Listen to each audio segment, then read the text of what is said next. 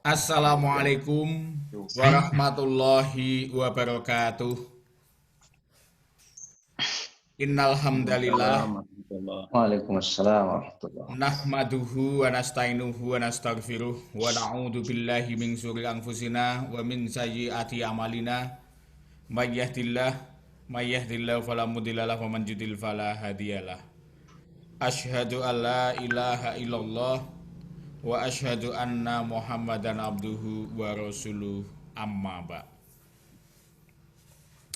Yang terhormat Ustadz Janatul Husna PhD selaku narasumber acara jihadi pimpinan cabang Muhammadiyah Budian. Yang kami hormati para unsur pimpinan di lingkungan pimpinan cabang Muhammadiyah Kecamatan Budian. Yang kami hormati Bapak Ibu, keluarga besar pimpinan cabang Muhammadiyah maupun jamaah jihadi virtual pada kesempatan pagi hari ini yang dirahmati oleh Allah Subhanahu wa taala. Puji dan syukur senantiasa marilah kita panjatkan kehadirat Allah Subhanahu wa taala karena pada kesempatan pagi hari ini Ahad tanggal 13 September 2020 kita semuanya masih diperkenankan berkumpul dan bertatap muka dalam ruang virtual ini dalam suasana sehat dan bahagia. Selanjutnya kami ucapkan selamat pagi, selamat datang, selamat bertemu, teriring doa, semoga kesuksesan dan kebahagiaan selalu menyertai Bapak Ibu hadirin sekalian. Amin. Bapak Ibu hadirin yang kami hormati, baiklah untuk mengawali rangkaian acara jihadi pada kesempatan pagi hari ini yang nanti akan disampaikan oleh Ustadz Janatul Husna. Beliau adalah dosen Fakultas Ilmu Agama Islam. Dia konsentrasinya pada ilmu hadis dari Universitas Ahmad Dahlan Yogyakarta pada kesempatan pagi hari ini dengan mengambil tema bahaya hadis palsu. Tapi sebelumnya marilah kita buka bersama dengan berdoa seraya memohon kehadirat Allah Subhanahu wa taala agar acara ini dapat berjalan dengan sukses dan lancar dan tercatat sebagai amal ibadah kita semuanya. Marilah kita buka bersama dengan mengucapkan lafaz basmalah. Bismillahirrahmanirrahim. Selanjutnya akan disampaikan sambutan singkat oleh Sekretaris Pimpinan Cabang Muhammadiyah Kecamatan Budian yang terhormat Bapak Ustadz Wahdan Arifuddin Sarjana Pendidikan. Kami persilahkan.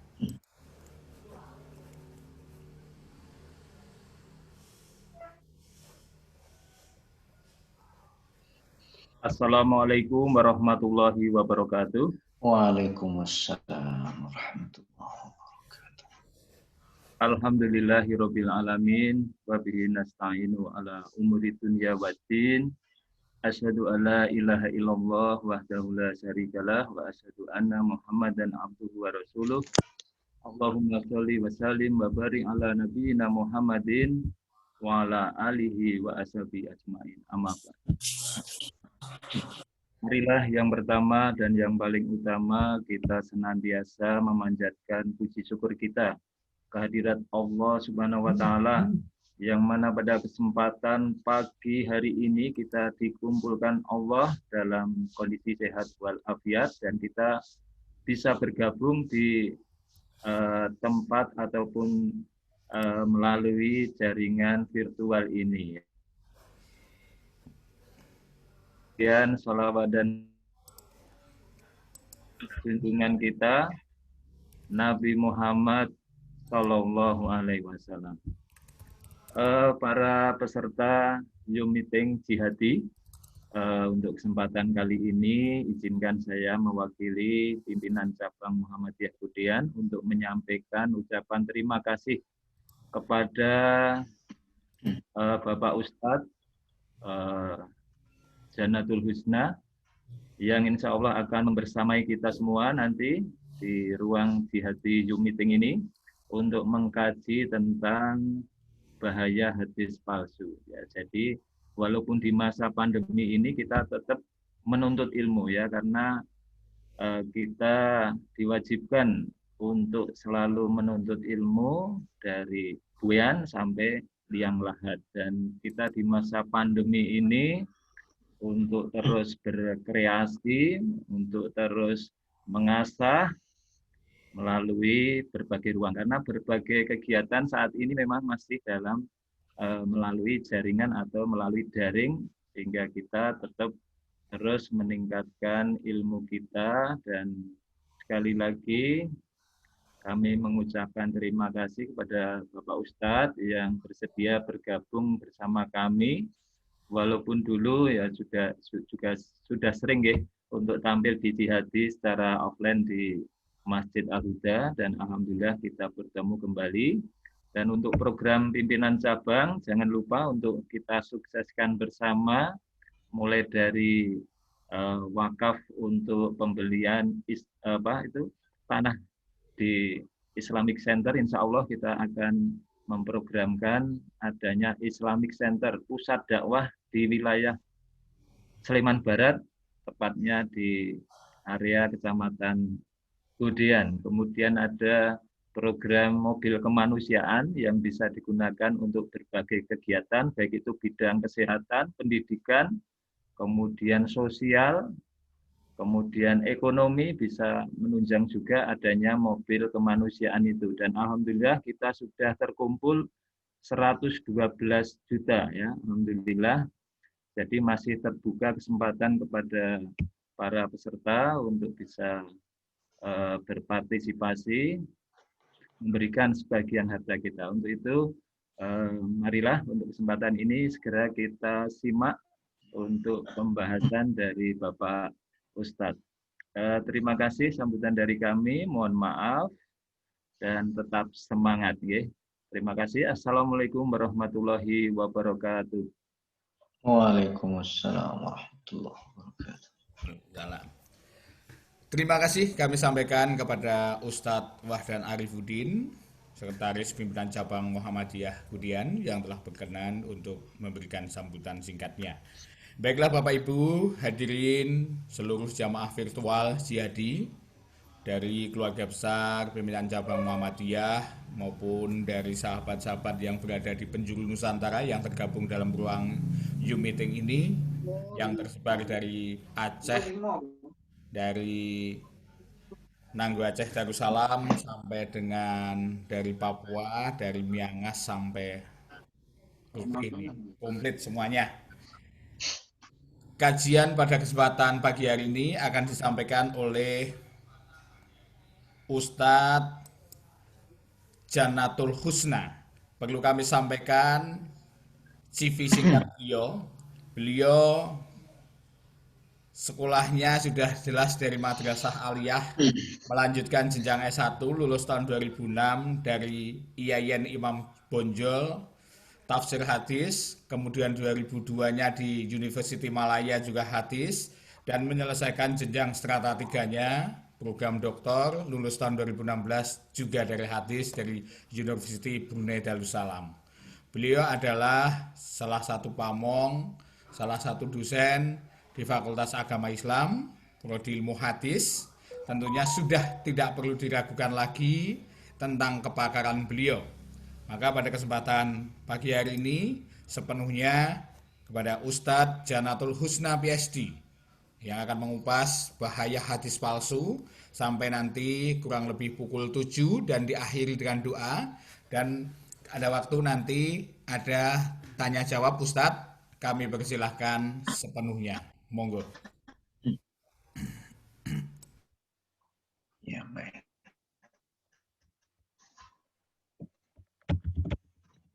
Baik, assalamualaikum wabarakatuh. Terdengar suara saya, Bapak Ibu sekalian? Terdengar, bagus Ustadz. Bagus. Alhamdulillah. Salatu wassalamu ala Rasulillah wa ala alihi wa sahbihi wa man walah. Subhanaka la ilma lana illa ma 'allamtana innaka antal alimul hakim. Qala rabbi syrah li tammil lisani yafqahu qawli. Bapak Ibu sekalian, para pimpinan cabang Muhammadiyah Godean, Bapak Ibu jemaah kajian Ahad pagi Masjid Al-Huda, dan Bapak Ibu yang datang atau hadir melalui virtual ini dari berbagai daerah di tanah air.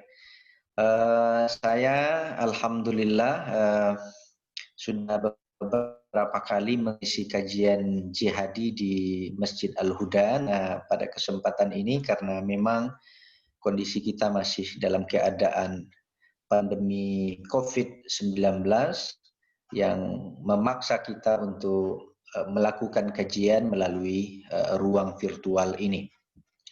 Pada kesempatan ini insya Allah saya akan berbagi, berdiskusi dengan Bapak Ibu sekalian sedikit ilmu dan pengalaman tentang bahaya hadis palsu terhadap masyarakat Muslim. Ya. Tadinya saya ingin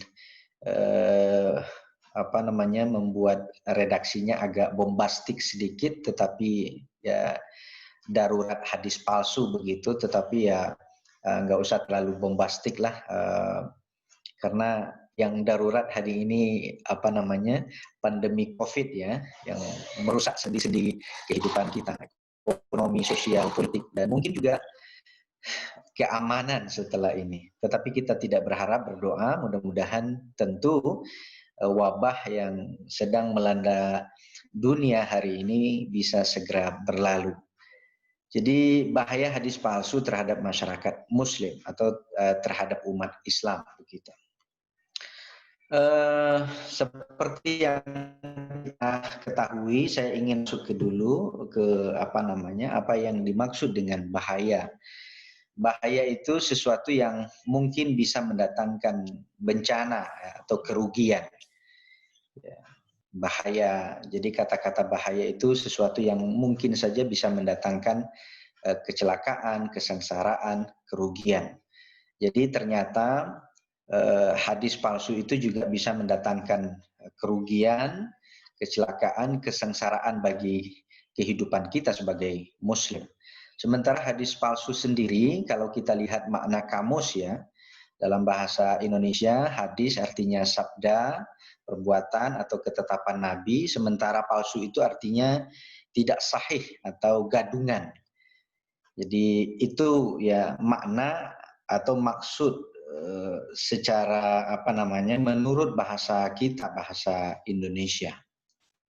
Nah, karena ini adalah bagian yang sangat penting dalam ilmu hadis, sementara kita di Persyarikatan Muhammadiyah sudah saya gunakan mentahbiskan ya, mendeklarasikan ya persyarikatan ini sebagai gerakan yang kembali kepada Al-Quran dan sunnah yang dipakai itu adalah sunnah makbulah. Sudah barang tentu pembahasan tentang hadis itu menjadi sangat penting, termasuk di dalam hal ini kita mengurai persoalan hadis palsu.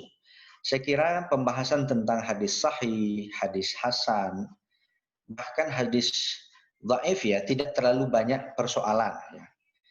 Tetapi kalau hadis palsu itu dari dulu sampai hari ini, baik melalui media komunikasi pendakwah melalui mimbar-mimbar Jumat atau kajian-kajian atau media-media cetak, elektronik dan media-media sosial hari ini, justru ya penyebaran hadis-hadis palsu atau hadis maudhu itu terus saja berlangsung.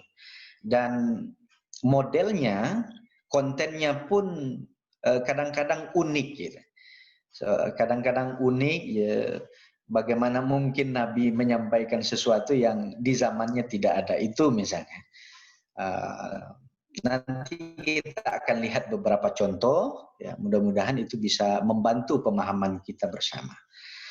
Ya, secara kebahasaan, ya, palsu dalam bahasa Arab itu dalam tradisi ilmu hadis disebut sebagai hadis maudhu. Ya. Kata-kata maudhu itu secara kebahasaan artinya isqat, membangkang. Jadi ada orang Arab mengatakan wada'al jinayata anhu, itu artinya dia telah menumbangkan kejahatan atau tindakan kriminal itu, atau dia telah menggagalkan. Jadi kata maudhu berarti menjatuhkan atau menggagalkan. Dan kemudian kata maudhu juga bisa berarti al-ikhtilaf. Al-ikhtilaq.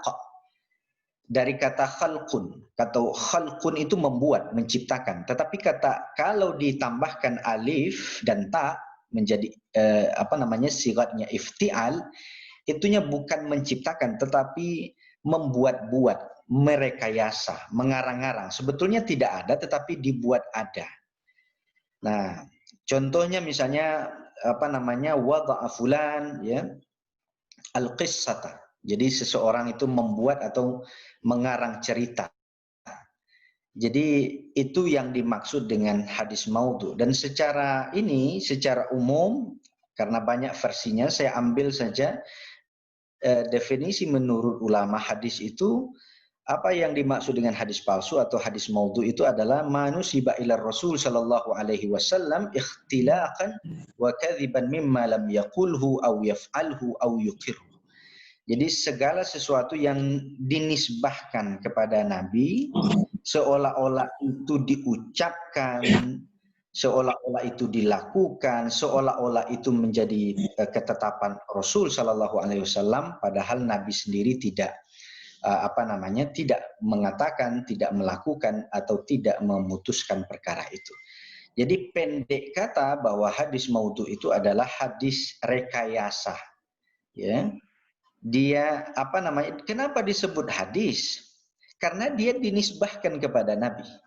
Ketika dia tidak dinisbahkan kepada Nabi, bisa saja ucapan hikmah, ya, dan itu tidak masalah. Tetapi yang menjadi persoalan itu adalah ketika dia dikatakan sebagai ucapan Nabi, tindakan Nabi, keputusan Nabi, di situ letak persoalannya. Jadi rekayasa yang kemudian dinisbahkan kepada Nabi Sallallahu Alaihi Wasallam. Nah, kita lihat sedikit ya, karena waktu kita tidak banyak, sejarah mulainya itu. Ternyata ulama kemudian menyimpulkan bahwa pemalsuan hadis itu muncul ya setelah terjadinya fitnah. Fitnah yang melanda umat Islam kala itu dengan terbunuhnya ya secara zalim, ya, tidak bertanggung jawab Khalifah Utsman bin Affan. Jadi ulama kemudian mengatakan bahwa embrionya muncul dari situ. Sehingga ketika Utsman terbunuh, terbentuklah sejumlah kelompok-kelompok dalam bidang akidah, keyakinan, dan kemudian nanti merambah kepada kelompok-kelompok politik, ya, siasah. Nah, jadi ini dibuktikan dengan ungkapan Muhammad bin Sirin. Barangkali kita semua pernah mendengar ungkapan ini bahwa dulu tidak pernah ditanya soal sanad. Kanu la yas'aluna al-isnad. Dulu zaman di mana Nabi hidup, generasi sahabat Abu Bakar dan Umar itu bukan berarti tidak ada sanad itu, tetapi para sahabat tidak terlalu memperdulikan ungkapan itu muncul dari siapa, ya. Tetapi ketika terjadi fitnah, ya, umat Islam kala itu, ya, para generasi sahabat itu akan bertanya, samulana rijalakum. Informasi ini benar, ungkapan Nabi, lalu dari siapa engkau terima ungkapan ini? Tolong jelaskan dari siapa engkau mendapatkan informasi ini. Jadi setiap ada berita yang seolah-olah itu muncul datang dari Nabi, maka sahabat akan bertanya, ingin menverifikasi, ya, karena kala itu sangat mudah bagi bagi masyarakat untuk menjustifikasi kelompoknya, alirannya, mazhabnya, kemudian membuat-buat ungkapan misalnya, kemudian disampaikan bahwa itu datang dari Nabi Shallallahu Alaihi Wasallam. Sampailah hari ini dengan pola yang baru, kita hari ini dunia airnya media sosial, semuanya terhidang di asal ada kuota data internet bisa kita akses dimanapun asal ada sinyal begitu, dan penyebaran hadis-hadis dhaif itu dengan model-model yang baru pun sudah bisa kita temui ya di media-media yang saya sebut itu tadi. Apa sih sesungguhnya penyebab dari terjadinya pemalsuan hadis itu? Penyebab di awal itu paling tidak ada 4 ya, ada 4 itu. Pertama itu karena ingin mendapatkan legitimasi ya, legitimasi. Jadi diciptakanlah ungkapan-ungkapan seolah-olah Nabi menjustifikasi kelompok yang dia anut begitu. Kemudian yang kedua muncul dari musuh Islam.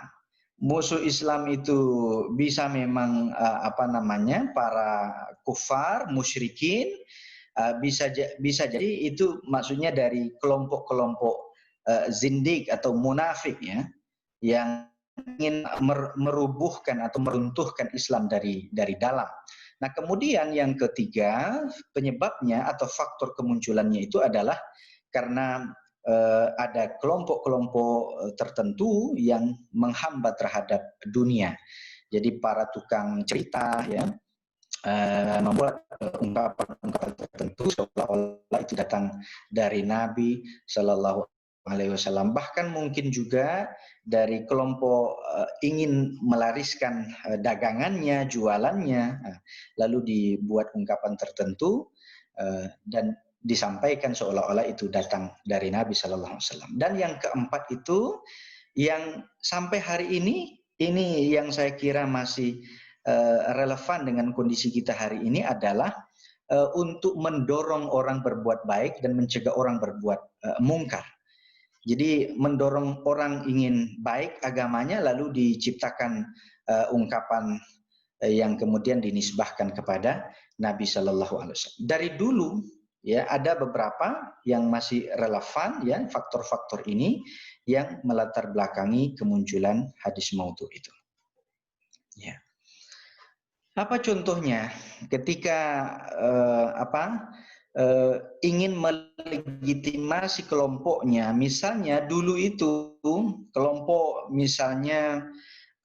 Hanafiyah, ya kelompok Hanafiyah menciptakan ungkapan seolah-olah itu datang dari Nabi, misalnya yakunu fi ummati rajulun yuqalu lahu Abu Hanifah, huwa siraju ummati, huwa siraju ummati. Akan muncul di kalangan umatku seorang laki-laki yang dikenal dengan Abu Hanifah, dia itu pelita umatku, dia itu pelita umatku. Jadi ungkapan itu kemudian di-create, ya, diciptakan, lalu dinisbahkan bahwa seolah-olah itu muncul dari Rasul Shallallahu Alaihi Wasallam. Dan termasuk juga dalam konteks ini kelompok-kelompok Syiah misalnya, ada mengatakan begini contohnya, Aliyun khairul bashari. Ya, Ali itu adalah sebaik-baik makhluk. Man syakka fihi kafar. Siapa yang meragukan tentang itu, maka dia telah kufur. Ini kelompok-kelompok yang membela Ali ya, karramallahu wajhah. Nah, kemudian juga yang kedua contoh dari musuh-musuh Islam itu karena mereka gagal memerangi Islam dan umat Islam melalui argumentasi termasuk juga dengan kekuatan senjata dan segala macam, maka mereka kemudian merubah haluan untuk menyerang Islam itu dari dalam. Contohnya hadis sahih ya yang sudah sahih sekalipun kemudian disusupi dengan ungkapan kepalsuan itu sehingga menjadi maudhu. Misalnya, ana khatimun nabiyyin la nabiyya ba'di. hadis itu, potongan 2 kalimat itu sahih. Saya ini adalah penutup para nabi, tidak ada nabi lagi setelahku. Tetapi ada orang yang kemudian ya menyisipkan satu kalimat yang kemudian membuat hadis itu menjadi palsu. Illa ayyasha Allah, ya, kecuali kalau Allah menghendaki. Maka kemudian tidak heran ketika hadis ini mungkin disampaikan kepada masyarakat, kemudian membentuk persepsi sebahagian masyarakat kita, sehingga di tempat kita di tanah air ini seringkali muncul nabi-nabi palsu, ya. Sudah tertangkap, ya, Jibril ditangkap, Jibril saja ditangkap oleh polisi, kemudian macam-macam, ya. Boleh jadi ya karena mereka terpengaruh salah satunya dari faktor penyebaran hadis-hadis palsu itu. Jadi kata-kata illa iyyasha Allah itu adalah penipuan, ya, kebohongan yang kemudian dinisbahkan kepada Rasul Sallallahu Alaihi Wasallam. Kemudian yang menghamba terhadap dunia, ya misalnya orang yang menjual belikan hukum, al-mutazallifuna ilal hukam. Kemudian al-qassas, orang yang suka bercerita, tukang cerita, tukang lawak, boleh jadi begitu. Al-muhibbuna baina tullabil hadis, al-muhibbuna bisyuhrah, orang yang mungkin suka ketenaran atau popularitas. Jadi kelompok-kelompok yang seperti itu ya berpotensi menyebabkan munculnya hadis-hadis palsu. Nah, kemudian yang ini yang sering itu. Targhib wa tarhib, ya. Agar orang semangat melakukan sesuatu yang baik atau takut melakukan sesuatu yang mungkar, lalu didorong. Diciptakan ungkapan-ungkapan yang seolah-olah itu datang dari Rasul Sallallahu Alaihi Wasallam. Ya. Nah, ini nanti kita coba lihat. Nah, ini tanda-tandanya, Bapak Ibu sekalian. Tanda-tanda hadis maudhu itu, bagaimana kita bisa mengidentifikasi hadis itu maudhu atau tidak? Pertama, al-i'tiraf. Al-i'tiraf itu pengakuan. Nanti kita lihat contohnya. Kemudian mukhalafatul haqa'iq, ya, bertentangan dengan fakta sejarah, fakta ilmiah, atau fakta ajaran Islam itu sendiri. Kemudian ar-rikkah. Ar-rikkah itu artinya kerancuan, baik redaksinya maupun konten yang disampaikan itu. Tidak mungkin itu datang dari Rasul Sallallahu Alaihi Wasallam. Nah, kemudian laisa lahu masdar, dan ini yang paling bisa kita identifikasi bahwa hadis itu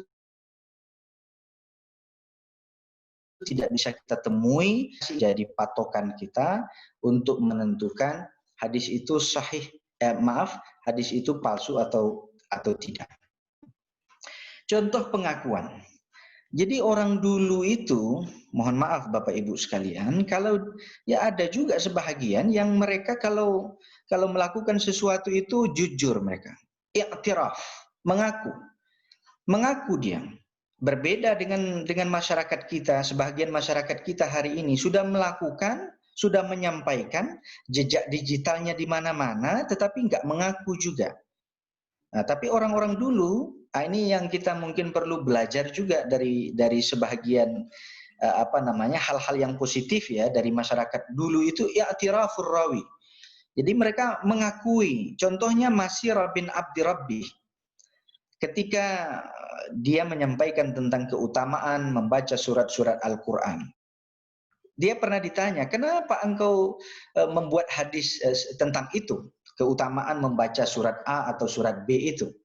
Lalu dia mengakui sendiri, ra'aitun nasa insarafu anil Quran. Saya melihat orang sudah berpaling dari Quran, sudah jauh dari Quran, fawadatuha uraghibun nasa fiha. Karena orang sudah menjauh dari Quran, maka saya buatlah ungkapan-ungkapan itu agar mereka bersemangat lagi untuk membaca Al-Quran. Jadi diakui sendiri bahwa hadis itu palsu. Ya. Kemudian mukhalifatul haqaiq, bertentangan dengan hakikat ajaran agama, mungkin bertentangan dengan ayat Quran, mungkin bertentangan dengan hadis sahih yang lain. Mungkin juga bertentangan dengan fakta ilmiah dan mungkin juga bertentangan dengan fakta sejarah. Misalnya umur dunia, ada hadis yang mengatakan tentang umur dunia itu 7.000 tahun ya setelah ini. Kan ada itu sering kita dengar umur tentang hadis umur dunia 7.000 tahun. Atau juga misalnya ungkapan bahwa hari kiamat itu akan terjadi pada hari tertentu, pada tahun tertentu. Misalnya tanggal 20 bulan 2 tahun 2020 misalnya, dan lain sebagainya. Nah, ini bertentangan dengan fakta sejarah dan bertentangan juga dengan dalil yang lebih kuat. Karena dalam Al-Qur'an sendiri pun ya, wa yas'alunaka 'anis sa'ah, ketika kita bertanya tentang kapan akan terjadi hari kiamat itu, semuanya dalam ilmu Allah. Jadi jawabannya begitu. Nah, kemudian berikutnya indikasi atau tanda-tanda hadis maudhu itu adalah ar-rikatu fi makna. Jadi lafaznya itu rancu, maknanya pun kadang-kadang tidak menggambarkan ungkapan dari Rasul Shallallahu Alaihi Wasallam, dan itu bisa difahami oleh mereka-mereka yang pengetahuan bahasanya itu memadai atau zuk bahasanya itu memadai, bahwa tidak mungkin ungkapan yang rancu atau pesan yang rancu itu datang dari seorang Rasul Shallallahu Alaihi Wasallam. Dan yang terakhir yang saya sebut tadi, bahwa untuk mengidentifikasi tanda-tanda hadis palsu itu, bahwa dia tidak bisa kita temui dalam kitab hadis manapun. Ya kan dalam kitab induk atau kitab primer dia tidak ditemui hadis itu, kitab sekunder juga tidak, ya. Nah, itu sudah bisa dipastikan bahwa ungkapan itu tidak mungkin datang dari Rasul Shallallahu Alaihi Wasallam. Bahayanya apa? Kita masuk ke bahayanya. Kita semua barangkali sudah sering mendengar ungkapan ini, bahwa balighu anni walau ayah. Nah, ada perintah begitu. Sampaikan dariku walaupun satu ayat, satu pesan kebaikan, satu hadis. Tetapi harus dilihat, kalau pesan itu palsu atau mabuk, maka mendustakan atas nama Nabi itu termasuk perkara dosa. Bahkan ada yang mengatakan dosa besar, bahkan Al-Juwaini itu mengatakan orangnya bisa terjatuh kepada kekufuran. Ini berdasarkan kepada hadis Nabi bahwa inna kadziban alayya laisa kakadzibin ala ahad. Kebohongan terhadapku tidak sama seperti kebohongan terhadap yang lain. Siapa yang membohongiku, ya, man kadzaba alayya, ya, membuat kebohongan atas namaku muta'ammidan, secara sengaja, maka bersiap-siaplah mereka menempati dari api neraka, ya.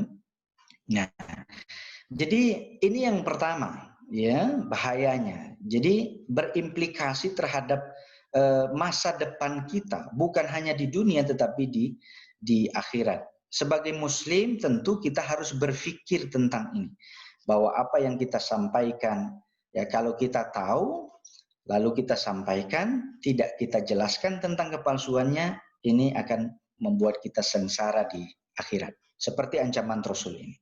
Nah, kemudian berikutnya, bahayanya itu bisa kita sebarkan hadis-hadis palsu, kita sampaikan itu tanpa menjelaskan kepalsuannya, itu dapat mempengaruhi persepsi dan tindakan masyarakat.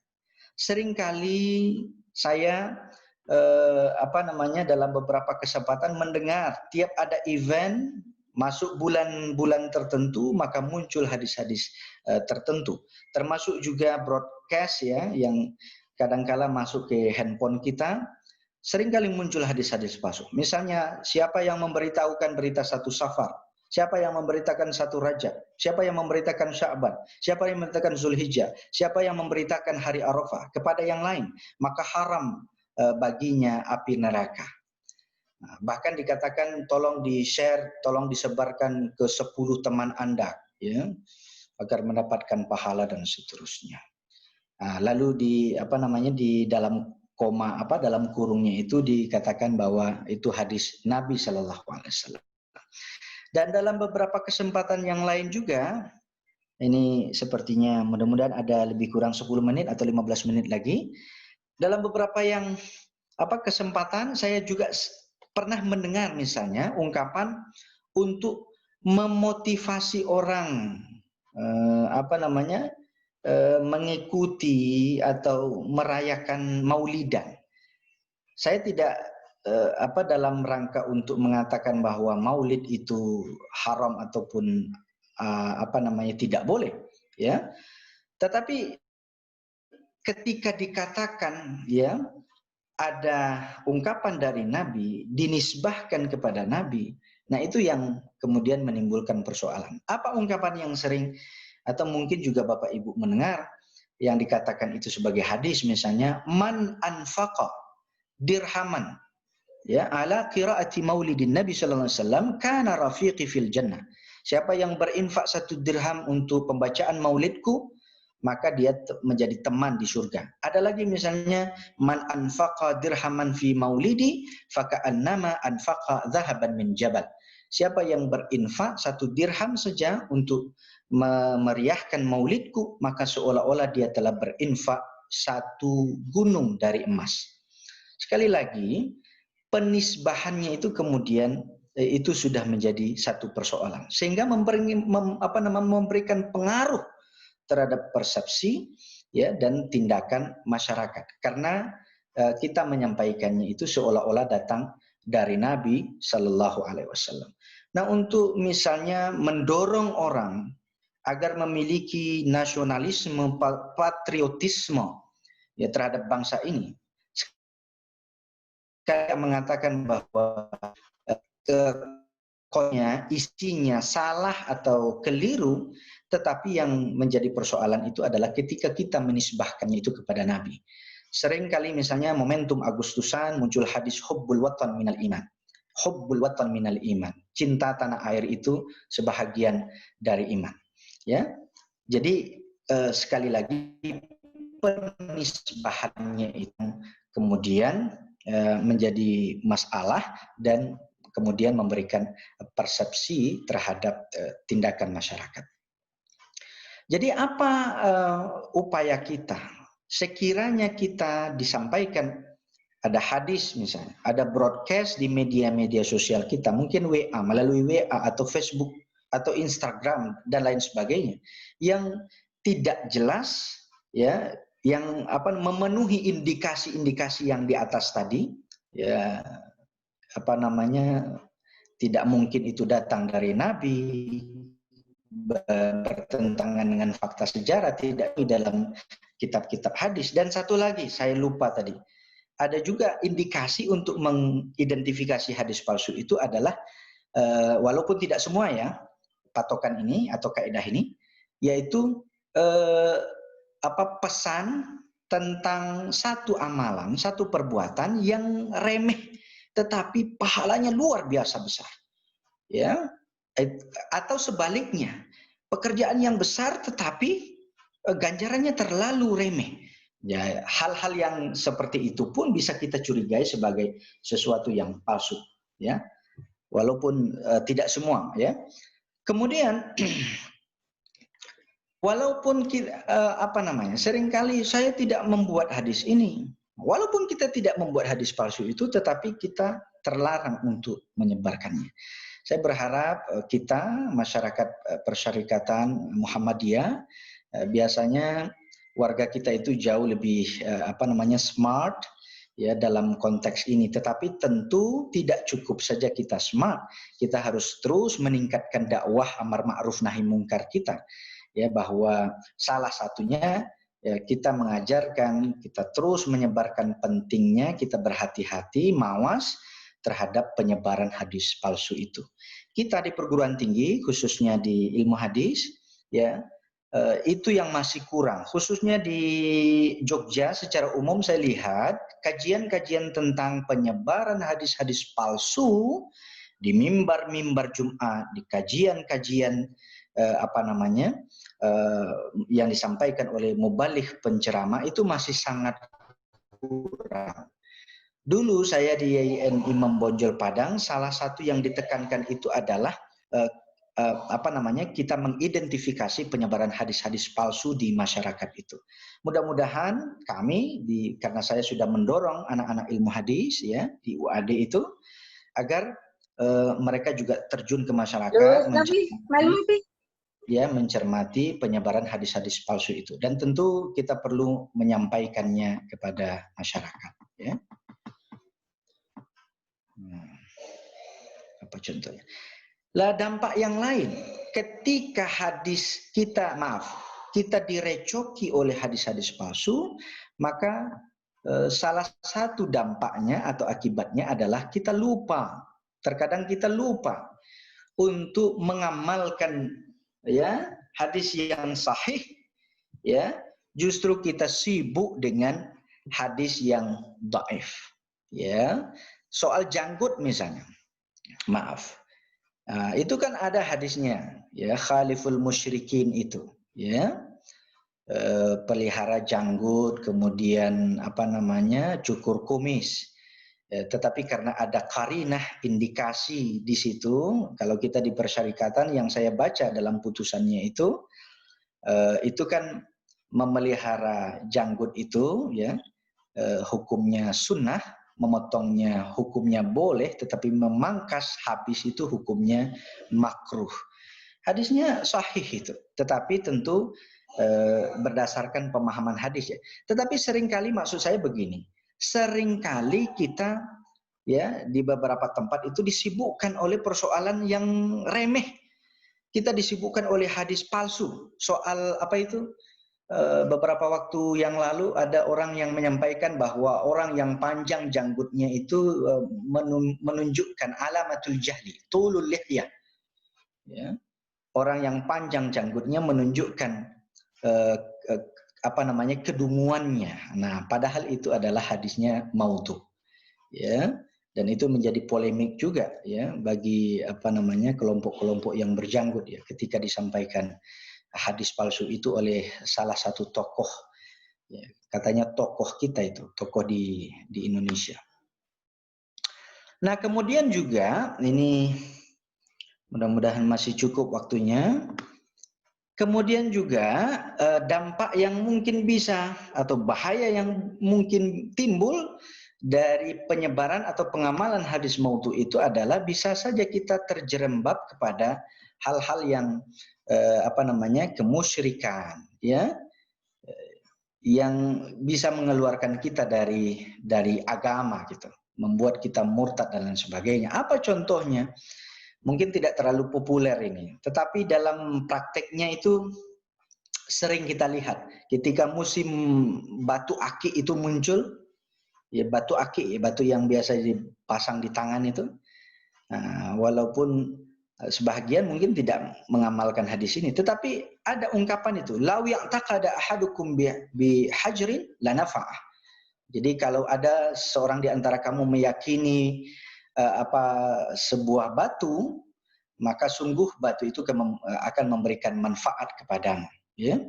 Dan termasuk yang tadi itu, ya, kalau disebarkan juga seperti yang saya sebut mempengaruhi persepsi dan tindakan. Dan bisa juga intisyarul bid'ah bainal muslimin, ya. Makin tersebar luaslah ya, hal-hal yang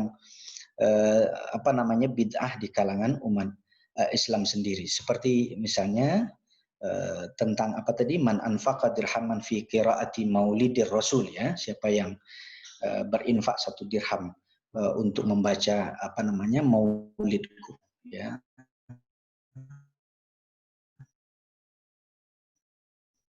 Itu bila ya, penyebaran hadis dhaif itu juga berdampak buruk, ya, masuknya unsur-unsur tentu ke dalam persoalan iman yang seperti yang saya sebut tadi, hubbul watan minal iman. Ya, seolah-olah nasionalisme atau kecintaan terhadap tanah air itu bagian dari rukun iman begitu, bagian dari keimanan. Lalu bagaimana posisi kita?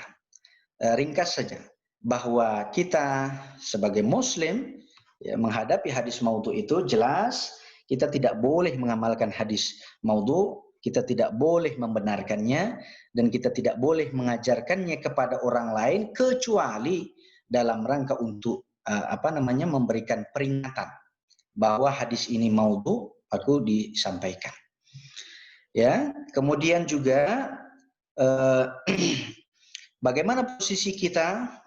Yang penting juga barangkali sebagai masyarakat yang tidak mungkin semuanya mendalami ilmu hadis, ya, karena keterbatasan, maka penting kita untuk berdiskusi, bertanya, mungkin meluangkan waktu, ya, memverifikasi kepada ulama-ulama kita yang mungkin kita anggap sebagai orang yang memiliki kapasitas dalam bidang itu, tentang kebenaran atau kelemahan atau kepalsuan hadis itu.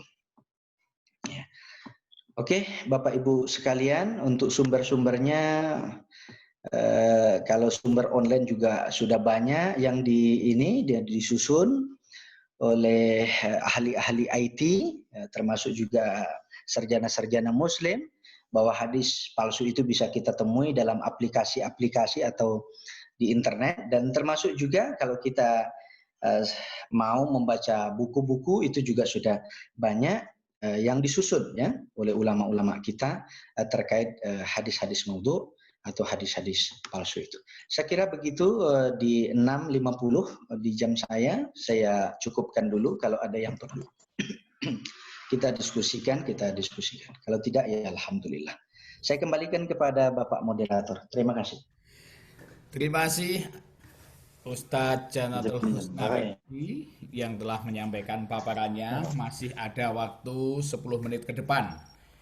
Kami persilakan kepada audiens, seluruh peserta jihadi yang tergabung dalam ruang Zoom meeting ini. Ini saya cek via chat pertanyaannya, Bapak Ibu bisa. Nah, belum ada nih yang mau bertanya via chat.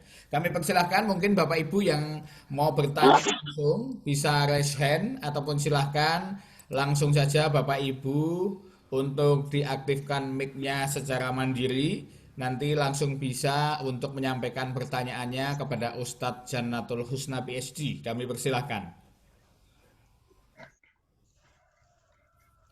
Ayo silakan Bapak Ibu semuanya yang tergabung dalam ruang Zoom meeting ini.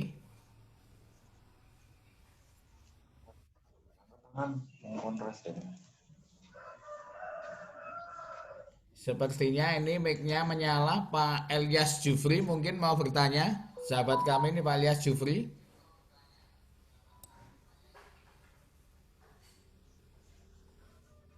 Baik Ustadz. Assalamualaikum warahmatullahi wabarakatuh. Waalaikumsalam warahmatullahi wabarakatuh. Matur nuwun Ustadz atas penjelasannya. Sedikit ingin bertanya tentang terkait dengan hadis palsu yang banyak bertebaran ya. Ini Ustadz terkait dengan hadis yang menyatakan bahwa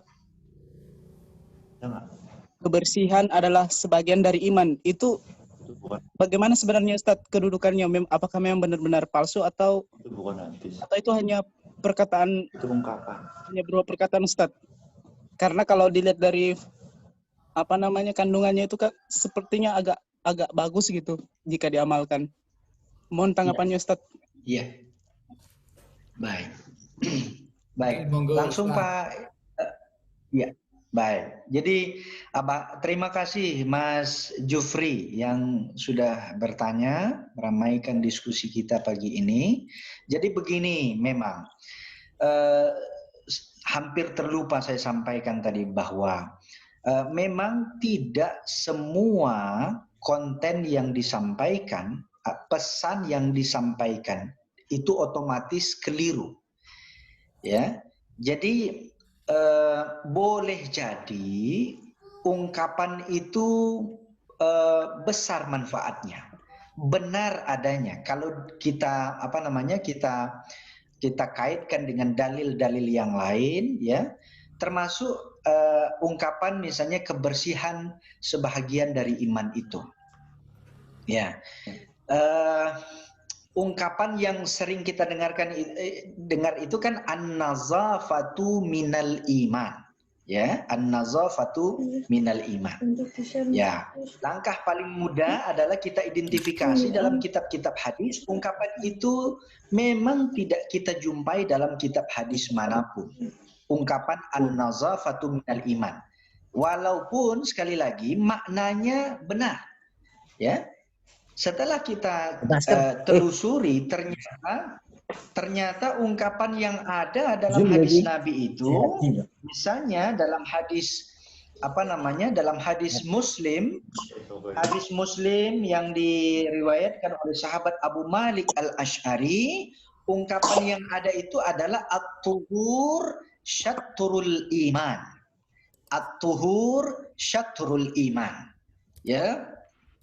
Sementara an-nazafatu minal iman tidak kita temui di dalam redaksi kitab-kitab hadis. Yang ada itu adalah at-tahur syatrul iman. Mungkin akan lebih baik justru ketika kita sampaikan kepada masyarakat, kita ajarkan kepada anak-anak kita, hadis yang sahih itulah yang akan kita sampaikan. Jangan kita propagandakan hadis-hadis yang palsu, sementara hadis-hadis yang sahih ada yang bisa kita sampaikan. Saya kira begitu, dan termasuk juga ada satu contoh lagi, misalnya ungkapan al-jannatu tahta aqdamil ummahat. Ya. Ungkapannya yang benar yang ada kita temui dalam hadis, karena itu kaitannya dengan seorang sahabat yang minta izin perang kepada Nabi. Lalu Nabi bertanya, hal indaka ummun? Apakah engkau masih punya ibu? Lalu dijawab oleh sahabat itu, na'am, fa'alzimha. Maka berbaktilah kepada keduanya. Fa inna al-jannata tahta rijlaiha. Jadi mungkin pesan hadis yang betul-betul muncul dari mulut Nabi sendiri itu adalah al-jannatu tahta rijlaiha. Ibu kakinya, walaupun ungkapan yang tadi juga maksudnya demikian, tetapi ya tidak kita jumpai dalam kitab-kitab hadis yang muktabar. Ya, ada lagi ungkapan yang baik itu, misalnya tadi karena Mas Jufri bilang ungkapannya kan baik itu, menghadapi kehidupan baik dunia maupun akhirat kita kan butuh ilmu. Ada ungkapan yang populer yang seringkali juga dinisbahkan kepada Nabi. Man aradat dunya fa'alaihi bil ilmi wa man aradal akhirah fa'alaihi bil ilmi wa man aradahuma fa'alaihi bil ilmi. Setelah kita telusuri, ya, kita kaji itu, ternyata tidak sampai ya kepada Nabi itu, ya. Ternyata itu ada yang mengatakan itu ungkapan imam. Kita lihat tafsir Al-Qurtubi misalnya tentang penjelasan man arad. Jadi sekali lagi Bapak Ibu, walaupun kontennya mungkin saja benar, tetapi penisbahannya itu kemudian yang perlu kita koreksi. Wallahu a'lam. Jazakumullah khair Ustadz atas penjelasannya. Afwan. Iya. Kami persilahkan Bapak Ibu, masih ada beberapa waktu, 5 menit ke depan, Bapak Ibu yang tergabung di dalam ruang virtual ini.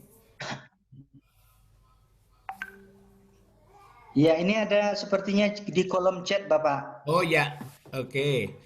Hadis-hadis yang populer tapi palsu apa saja Ustadz? Hadis cinta tanah air itu bagian dari iman itu gimana Ustadz? Nah, monggo Ustadz Janatul Husna, ada 2 pertanyaan. Iya. Sebagai penutup nantinya.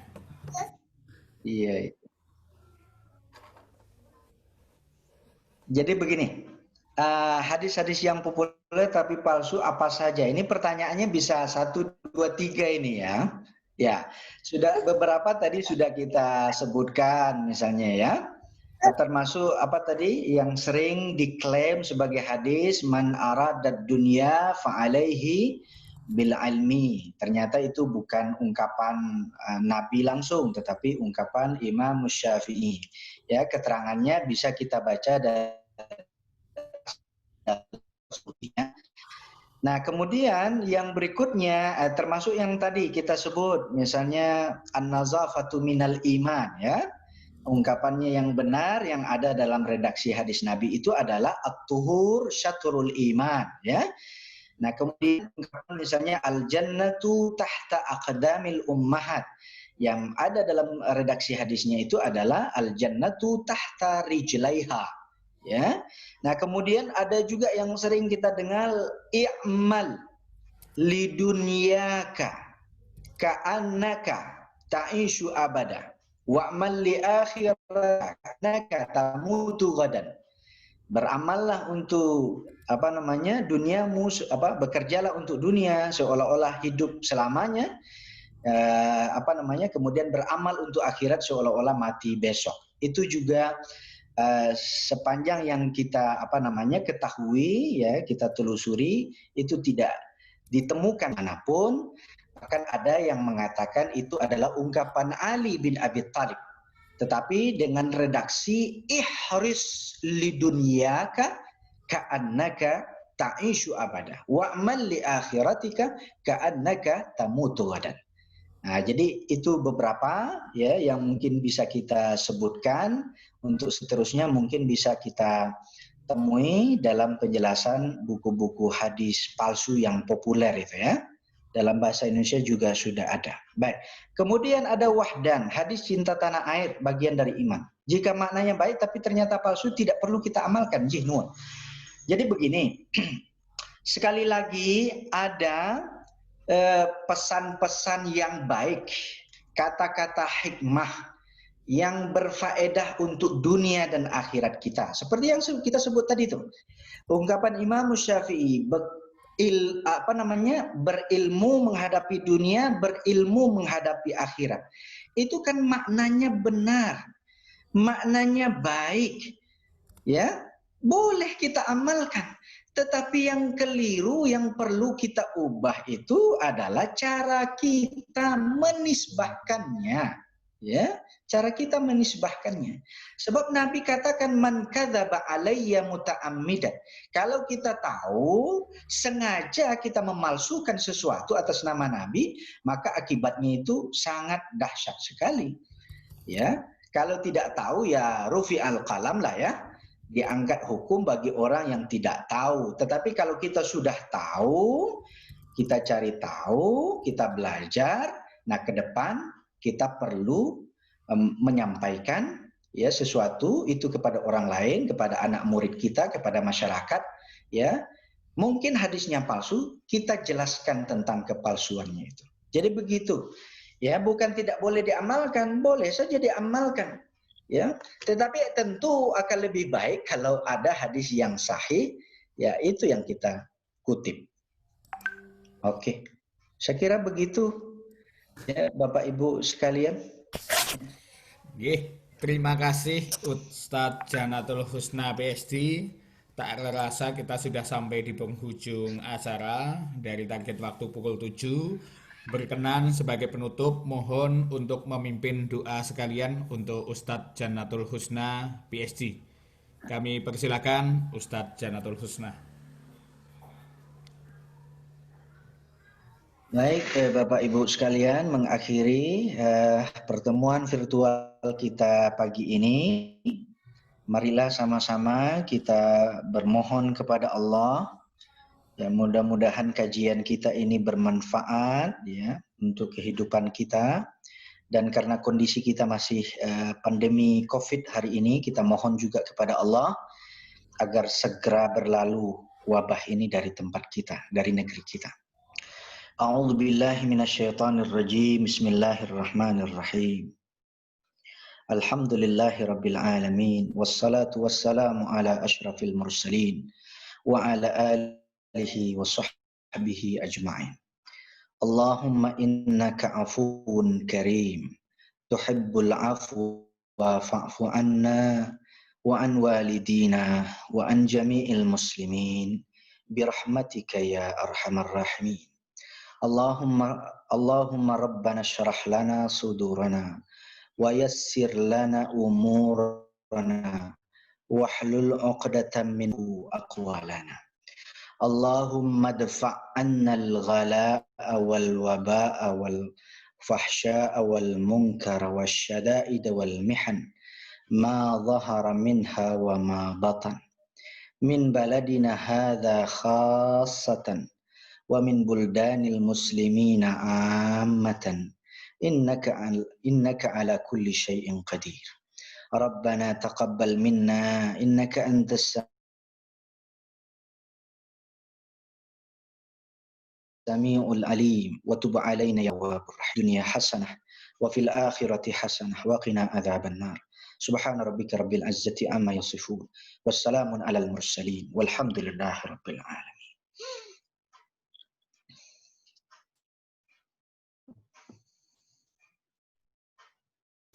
Bapak Ibu hadirin yang kami hormati, jamaah jihadi pimpinan cabang Muhammadiyah Kecamatan Godian. Kita sampai di penghujung acara. Tentunya ucapan terima kasih kepada Ustadz Janatul Husna PhD dan juga Ustadz Slamet Riyadi yang telah memfasilitasi selama ini untuk ruang virtualnya dengan Zoom meeting ini, dan tentunya seluruh audien yang tersebar di seluruh penjuru Nusantara. Ini dari Muhammadiyah Godian yang berada di luar daerah juga bergabung, sahabat-sahabat kami dari kampus Universitas Sarjana Wiyata Taman Siswa, dari UII, dari UNJ, dari Jakarta, Bogor, dan semuanya. Terima kasih atas kehadirannya untuk mencari ilmu bersama pada kesempatan pagi hari ini. Baiklah Bapak Ibu hadirin yang kami hormati, kita nantikan di pertemuan berikutnya tiap Ahad pagi di pekan-pekan berikutnya dengan kajian-kajian yang akan selalu disampaikan oleh sahabat-sahabat dari pimpinan cabang Muhammadiyah Kecamatan Godian. Kembali terima kasih Ustadz Janatul Husna PhD. Sampai jumpa di lain waktu, lain kesempatan dalam ruang yang berbeda. Marilah rangkaian acara pada kesempatan pagi hari ini kita akhiri bersama dengan ungkapan rasa syukur kehadirat Allah Subhanahu wa taala dengan bacaan tahmid Alhamdulillahirabbil alamin. Kami dari pengurus pimpinan cabang Muhammadiyah Godian banyak salah dan kurangnya. Demikian juga secara pribadi dalam banyak salah dan kurangnya mohon dimaafkan. Selamat berkarya, selamat beraktivitas, sukses selalu menyertai Bapak Ibu hadirin sekalian. Nasrul minallah, wabillahi taufiq wal hidayah. Assalamualaikum warahmatullahi wabarakatuh. Waalaikumsalam. Waalaikumsalam. Warahmatullahi wabarakatuh. Tidak terlambat. Oh iya. Pakai poetry. Iya. Maaf. Iya. Pas datang. Ya. Nanti bisa silaturahim sidoluhur, Pak. Ya. Sana lah.